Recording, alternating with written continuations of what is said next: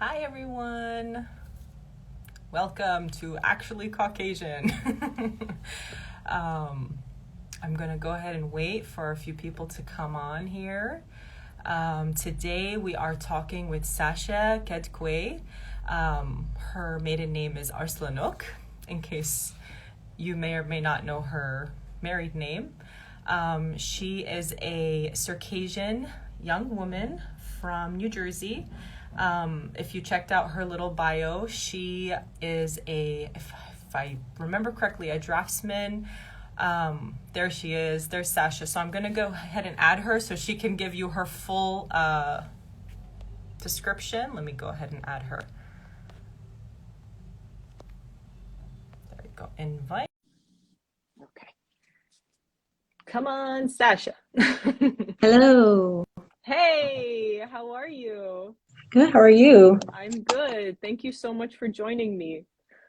No, thank you for having me. I was honestly very shocked you chose me. No, I was like, no. me? Why? Why would I I don't do know. that? I was like, I feel Why? so special. Thank you. It's kind of funny. I keep getting that. You're not the first person to be like, me? Really? And I'm like, why not? I mean, we're Why not all, me?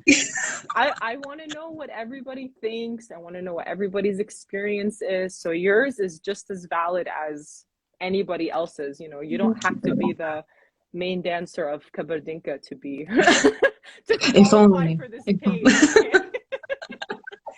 Well, thank you. Thank you. Of course, I appreciate it so much. So go ahead, introduce yourself. Tell us all about the amazingness that is Sasha, please. Okay, well, I'm Sasha. I am Circassian. I was born in California and raised in New Jersey. I didn't know that. Okay. Yeah, we moved when I was not even a year old, so I can't really Oh, say that I lived there, but I like to say that I was born there just to throw it in conversation. Um, but yeah, I was really raised in New Jersey and I've always lived here. And I grew up really in the CBA, the Circassian Benevolent Association, since I was very young. So it mm, was my entire childhood was the CBA, really. right. But yeah, and now Dance I'm group, just, dance yeah, group dance group. girl, functions, Oh yeah, that the was whole me. nine. That was Chips really me. pasta. What years did you Yeah. dance? What were the years that you danced? I think I started when I was like 8, and then Wow. I stopped dancing I think when I started college. Okay. Wow. So very formative years I was in the dance group. Absolutely. Absolutely. Yeah, That's amazing. That's so yeah, incredible. So yeah, you're all about it. Wow. I mean, I only danced in my teenage years. I know I have my yeah, cousin who danced like you, like from very young, but that's really yeah. cool. Oh, when I was young, I tried so hard to get out of it. I was like, Mom, do I have to? Oh, And she's like, yeah, you really do. I was like, wow. looking back, I understand why, because You're like, it was my entire, like my whole upbringing and all of my friends and everything. It was, yeah, right. Very yeah. cool. Is there a reason why you wanted to get out of it?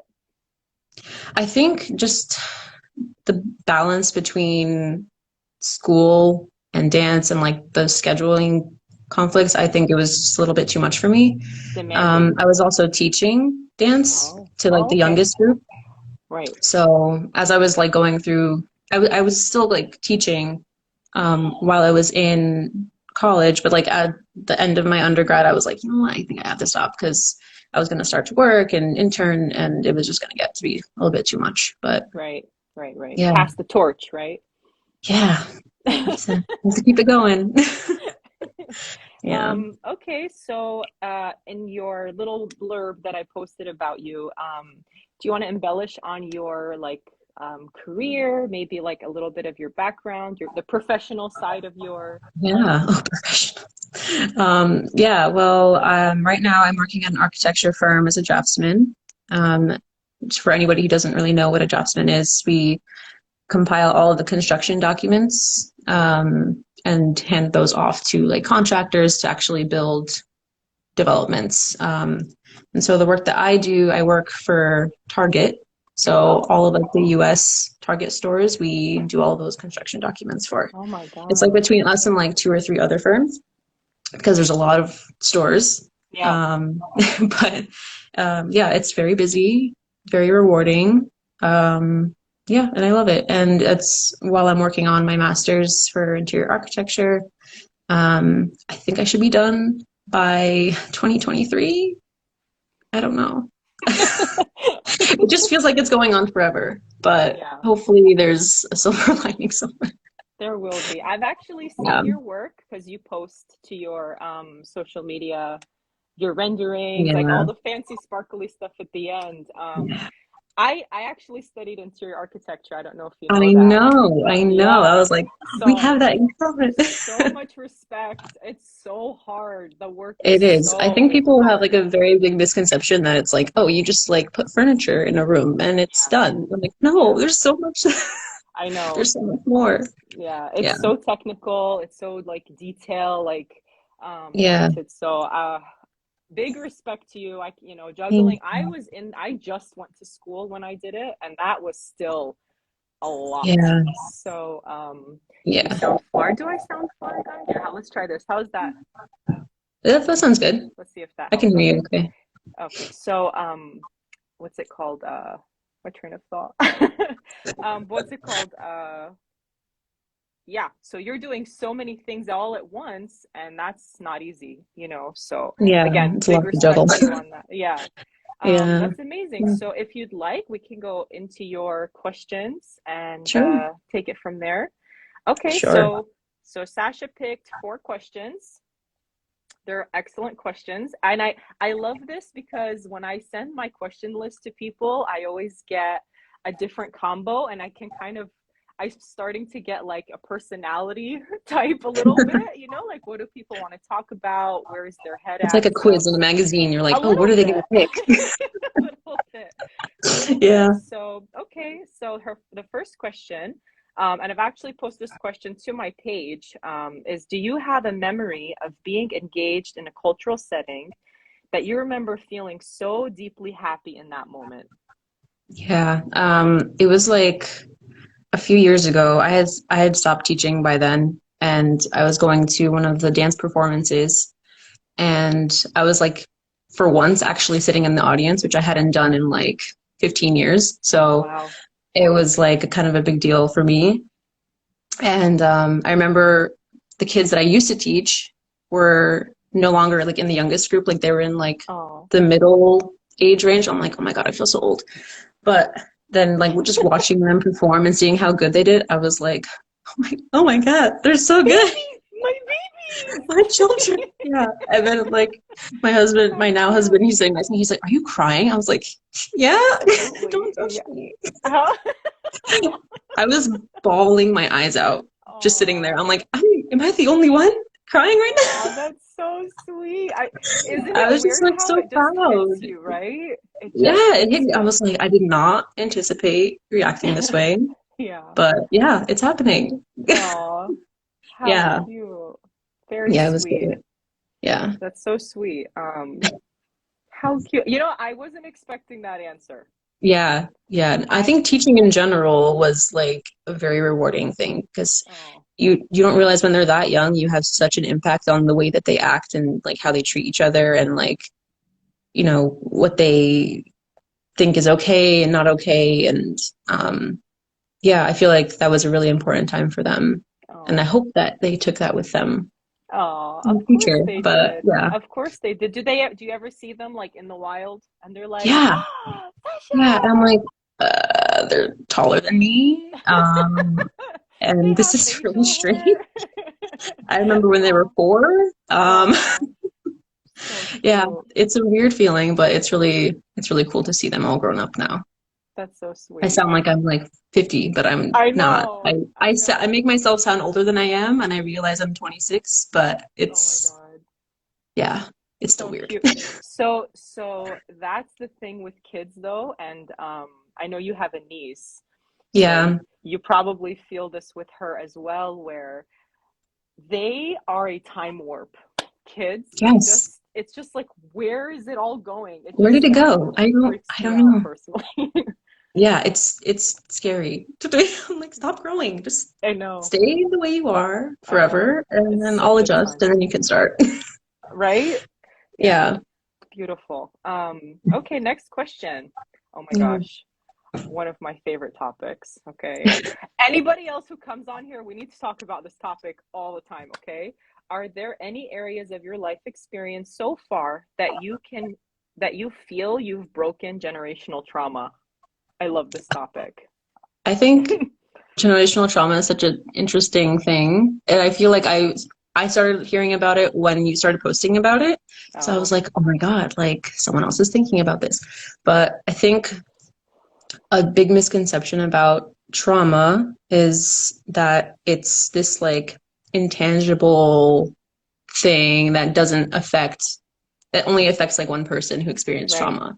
right, But like when you really look into it, it's something that can actually be genetically passed down through right. generations because that extreme level of trauma, it alters your code so that the Right. genes react differently to situations. So it puts you at a higher predisposition to have mental illness, to, have trust issues, like all of these things that you wouldn't necessarily think, oh, like my great grandmother went through something. That doesn't mean I'm gonna like have these issues to deal with. No, like Right. it can actually last like 5 generations, which is mind blowing. Crazy. So Yeah. it's insane. So for me now, I think, especially since I'm not like directly in the community, I'm trying to work with how I can adjust my work, my studies to like learn more about generational trauma and how I can kind of find solutions or ways that I can like do my part so that people are more aware of trauma and how it's passed down, and so that it can get worked through so the cycle doesn't have to keep repeating. Right. Um, so I think in my thesis work now, I'm actually focusing on this.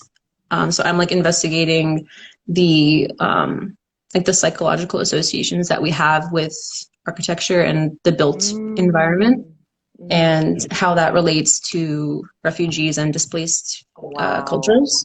Wow. So something that was really Can I interesting. read it when you're done? Yeah. I would love to read I that. don't, yeah, this whole last semester was like all my research portion. So I'm like, it's still fresh in my mind. So I'm like still thinking about it. Um, but yeah, what I found really interesting, there was like a study about Syrian families who were in Lebanese refugee camps. And what they did was they went into each tent and basically, examined like the layout of the space. And they found that the way that these wives and how like the families that were decorating the home, they were trying to replicate the homes that they had with whatever means they had available to them. So that first room that you walk into the house, it's like the room that no one sits in. Like they would still like be recreating these Oh, spaces. right. So that got me to thinking like, okay, well, it doesn't matter where you are. You can just keep creating a home for yourself in any situation, but with that said, you still have all of that trauma that you're dealing with. So you can have like 4 walls and a roof, technically speaking, but as long as you don't have those resources to help you work through your trauma, it's like you're still just going to be kind of floating around. So for me, for my studies, I'm going to be focusing on building a hypothetical, of course, Of course. sister location for the CBA in New Jersey that's solely focused on like mental health counseling, social services, immigration services, all of that, so that it's we have like the community center aspect, but we also have like the resources to help work through all of our trauma. Oh my So God. it's very interesting to learn more about it and how it's really passed down through generations, and hopefully bringing more awareness to it can kind of help people to figure out how to Right. work through it. I don't know. Right. Yeah. There's a beautiful thing that I've read about generational trauma and culture in general, is that a lot of times over years, like years after trauma has happened and it's just being passed on, we get confused as to what's culture and what's Hmm. Yes. trauma responses. And I Yeah. feel like it doesn't, you can be from the Caucasus, you could be from the Balkans, you could be from South Yep. America. It really doesn't matter, because at this point I feel like everybody has some trauma, right? Like, Yeah. even We if all you we had a all got really great, it. yeah, we all got Yeah. that in common at least. So Yeah. just being able to sift through it, and even if you're the only one like in your family that's doing that, like your It's a lineage. step. Yeah. Exactly. And you will find people who are interested in that eventually, to kind of like partner up with or find that solidarity with. Yeah. Um, and it's amazing, as you were talking, I was thinking, because I feel like my experience is I can relate to some degree. So spending that time growing up in a very like cultural setting, and then breaking off, and then kind of adulting, and still figuring out, where am I going to put culture in my adult Yeah. life? Because when you're a kid, you don't really get to choose, right? Your parents Yeah. put you in, and they're like, go ahead, like make Be some magic. Circassian, go. Yeah, and you're like, okay, for the Yeah. most part. And then you grow up, and you're like, man, nobody's pushing me to do this, and I kind of have Yeah. to, like, either you choose, you choose to do it, or you choose to not do it. And Yeah. everybody's free to make their choices, but those people who do have a connection to it, that want to continue to be connected to it, I feel like, in my personal experience, and it sounds like yours as well, that you are looking for a way, like your brain is trying to figure out a way to make it a Best of little both bit worlds. deeper. Yeah, like Yeah. deeper than just the way that you grew up doing Yeah. culture, for example. Yeah. And that's kind of why I'm doing this project, because I feel like, what can I do? I can sit in front of a camera and talk, so and talk to So I really can do cool that. That's great. people, yeah, interesting Yeah. people, and make cool graphics. Like, I can do that, but it's about the message too. So Yeah. I sincerely hope that one day we see your sister location somewhere in New Jersey, and then it just kind of, all the other classes take this on as well. Yeah. And I would love to see that, because there is power in collective healing. Yeah. And I feel when you help other people, you're actually helping yourself too. So that's a very Yeah. beautiful, like I said, send it to me when you're done. I I will. want to see it so bad. I will. Yeah. It'll take me a year and a half now to finish it, but I got my it'll get there. popcorn. I'll I'll wait. I'm send you. fine waiting. I'm patient. Yeah. It'll be But hopefully be worth it. that's fine. That's fine. It's amazing. Best of luck to you on that project. How cool. Thank Okay, you. so next question. Do you have any hopes for the future of the community you're a part of, or the Caucasus in general? Yeah. I guess it kind of ties into the last question, but just really for people to have a more open-minded and compassionate outlook on the way that we, continue to raise our children and the lessons that we pass down. I think just Caucasians in general are, which is, it's a good and a bad thing. They're very proud. Right. So proud in the sense, we have this very rich culture and history, but also proud in the sense that you don't like asking for help and a little bit stubborn. And A I'm little. totally like this. Just, It's like, no, just no, we're a not stubborn. smidge. Yeah. I don't know Just a what smidge. you're talking about. Yeah. Yeah. It's part But of it's part of the charm. Okay. charm, yeah.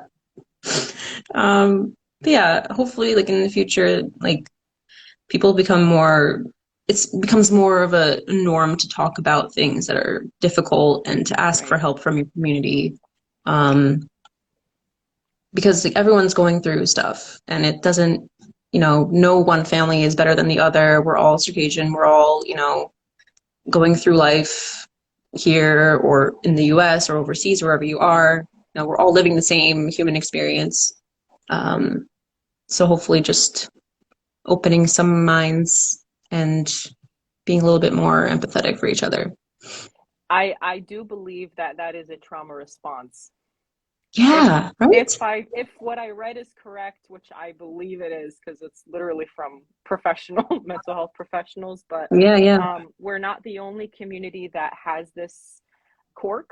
Um, yeah. it's a security thing. It's It's like a like defense mechanism. exactly. It's like to appear weaker is, it's, well, weakness, but you don't Right. want to show vulnerability because then that means you're weak and that, is not great for upholding, the strength that your ancestors are known for. But, Right. I'm not a I know. warrior princess. I My husband's not going out to war right now. It's a different right. world that we're living Right. in, I understand what you're saying. We're not in It's, yeah, survival mode yeah, as we used to yeah, be. We were yeah, for what was it like 100? It was 100 years war. yeah, And then there was everything that happened after it, which is like mind blowing when you read about it. So it makes yeah, sense, but that's the whole thing about being able to recognize that maybe this is a little much for now. And like, it's okay yeah. to be open, it's okay to share things, and you could be helping somebody else by being that way. Your sister. My sister. You're my warrior princess.